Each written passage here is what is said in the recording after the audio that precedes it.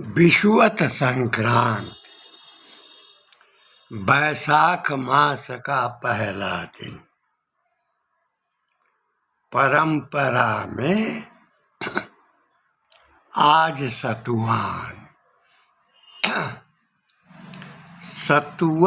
सत्तू शुद्ध भोजन का प्रतीक माना गया है। न थाली न थारा। सत्तू कहीं भी जाए, जाने वाले का सहारा, चाहे चार धाम या तीर्थों का दर्शन, भजन पूजन,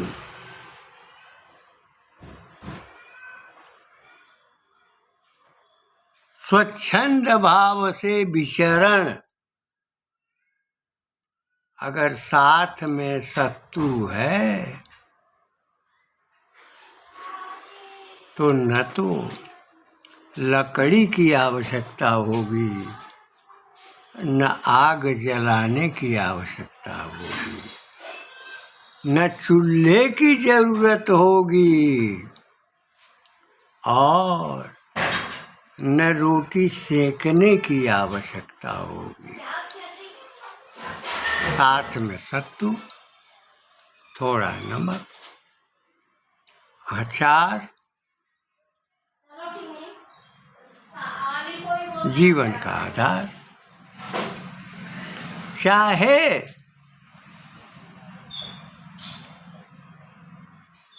कचहरी में जाएं, वहाँ उसका विस्तार, चाहे बिहार में जाएं,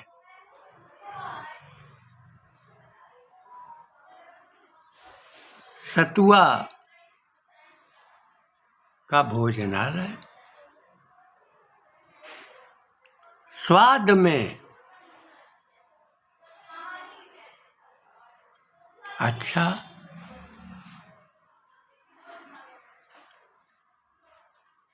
खाने में रुचि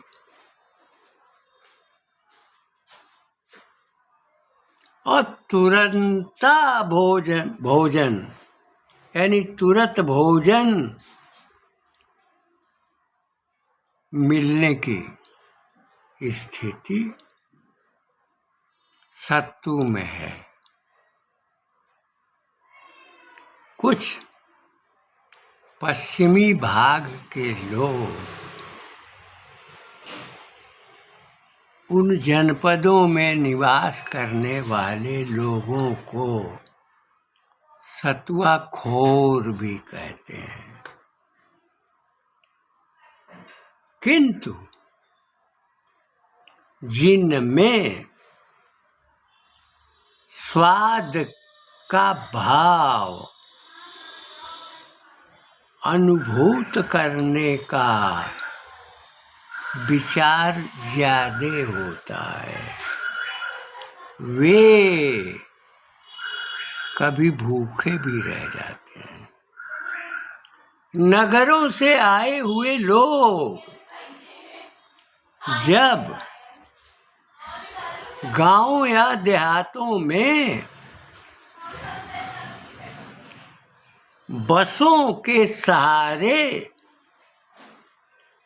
बारात में जाते हैं और खुले ताल में अगर बस खराब होती है तो वह पानी भी खोजते हैं और सत्तू भी कुछ खाने के लिए खोजते हैं। 20 सेर की या 30 सेर की गठरी लेकर चलने वाले लोग चारों धाम करा मैं, पैदल यात्रा करा मैं, गया मैं पिंडदान भी करा मैं, सहारा सत्तू होता है। जो दक्षिण की रामेश्वरम या सोमनाथ की यात्रा में जाते हैं तो मार्ग में पड़े हुए गांवों में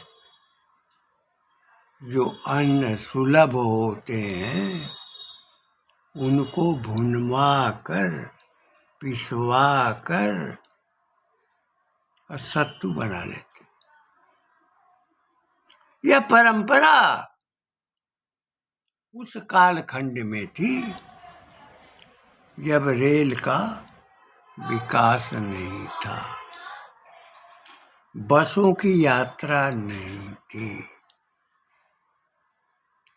वायुयानों का विस्तार नहीं था।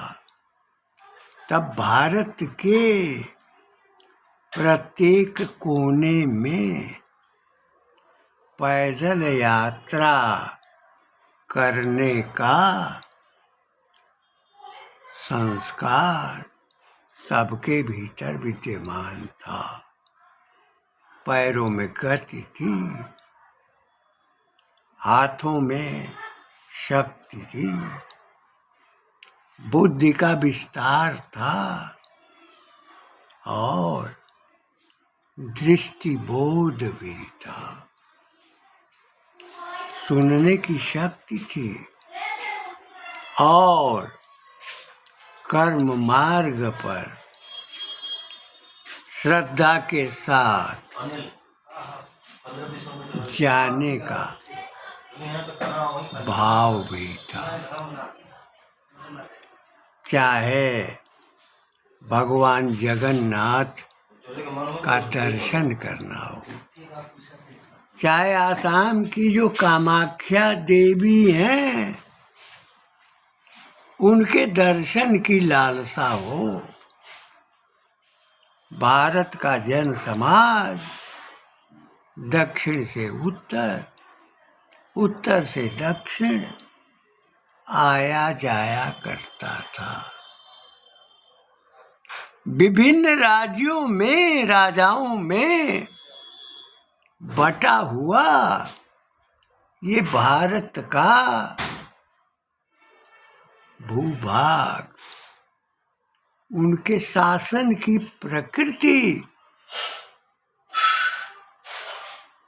में जो कुछ भी था, किंतु संस्कृति के प्रति, आवागमन के प्रति, अतिथि के सत्कार के प्रति, दर्शन करने की भावना के प्रति उनमें सहयोग था और निसंकोच यात्रियों का दल धामों में, तीर्थों में, देवी स्थानों में, मंदिरों में और स्नान, नदियों में स्नान की भावना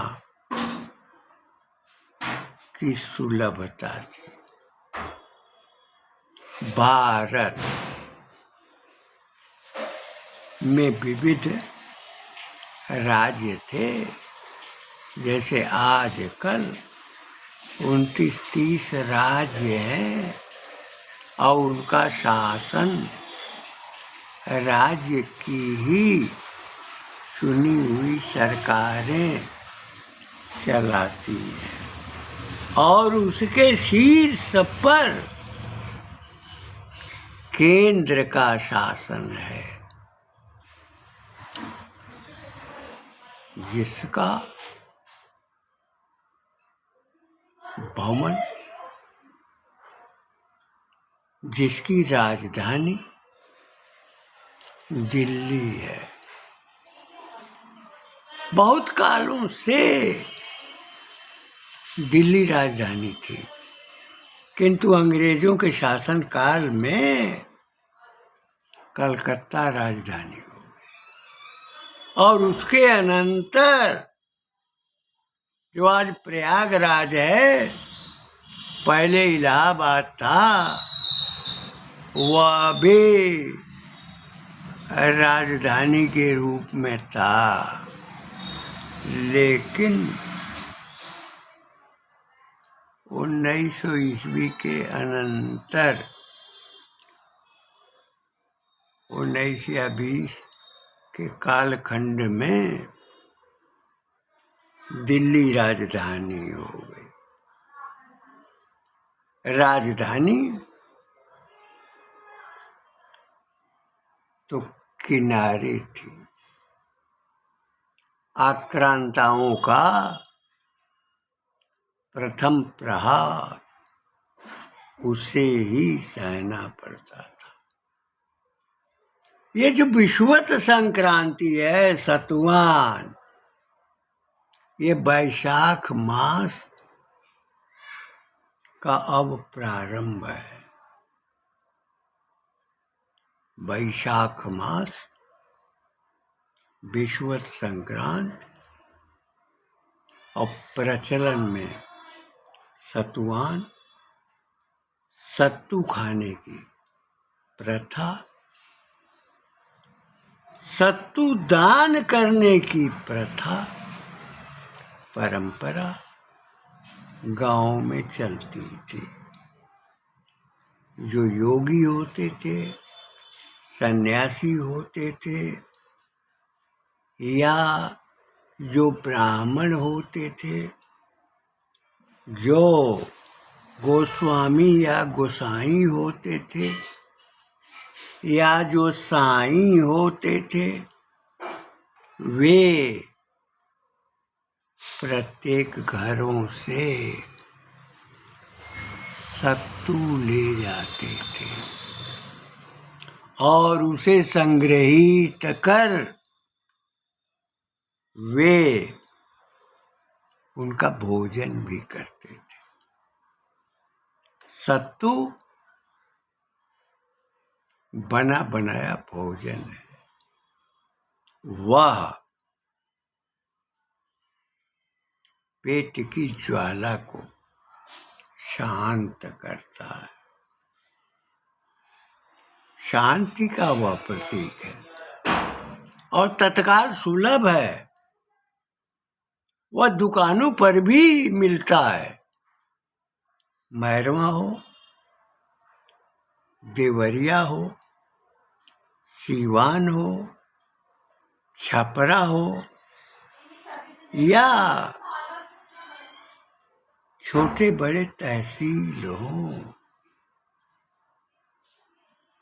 सत्तू का भोजनालय सब जगह सुलभ होता है और उसमें स्वाद भी होता है।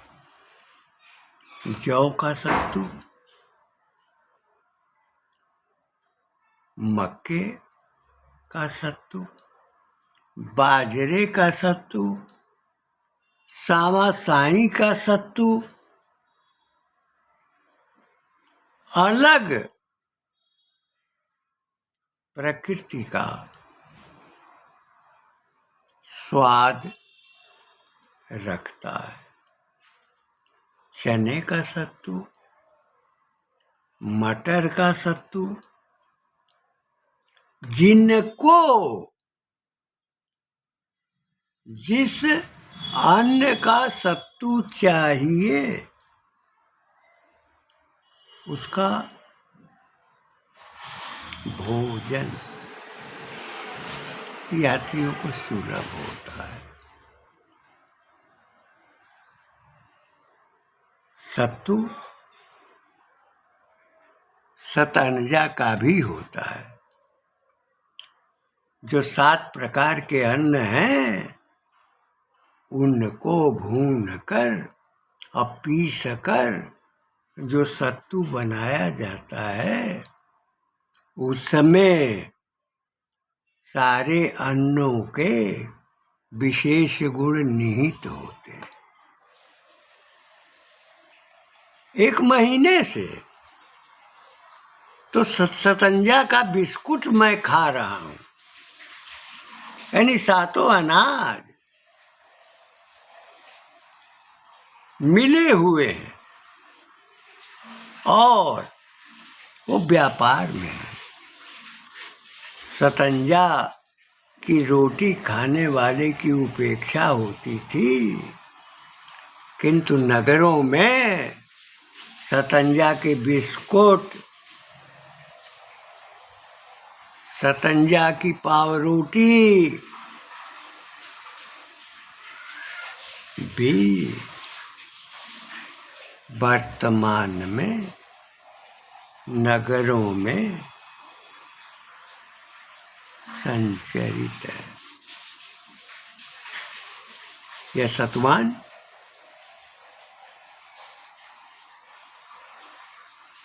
पवित्र पर्व है और इस पर्व पर सभी लोग शुद्ध होकर, परिष्कृत होकर सत्तू को ग्रहण भी करते हैं, वैशाख के आगमन का आनंद भी उठाते हैं और सत्तू का दान भी करते हैं। सत्तू स्वाभाविक भोजन है। जब हम लोग विद्यालय में शिक्षा ग्रहण करने के लिए जाते थे, पूर्व माध्यमिक विद्यालय जो कुछ दूरी पर था, तो सत्तू भी साथ में ले जाते थे। कुएं से ढेकुली के सहारे निकले हुए पानी से अपने गमछे में ही सत्तू को सान लेते थे और अचार के साथ सारे बच्चे सत्तू का स्वाद लेते थे और चटखारे भी अचारों का लिया करते थे। काशी आने के बाद सत्तू के विस्तार में कमी आई, फिर भी आज के परिवेश में सत्तू का प्रसार है। प्रकृति की शुद्धता के लिए, अपनी शीतलता के लिए, अपने परिवेश के लिए, अपने स्वास्थ्य के लिए सत्तू का शरबत भी तो लाभकर होता है। और ठेले पर लगाने वाले, सत्तू बेचने वाले सत्तू का रस भी पिलाते हैं। उसको स्वादिष्ट करने के लिए नींबू, नमक और अन्य स्वादिष्ट बनाने के लिए उन्हें तैयार करते हैं। तो सत्तू गर्मी के लिए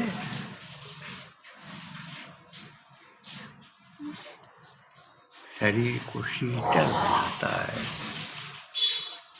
उसको स्वस्थ बनाता है। भूख का विसर्जन तो करता ही है, वह तत्काल सुलभ हो जाता है पोषण के लिए, पेट भरने के लिए।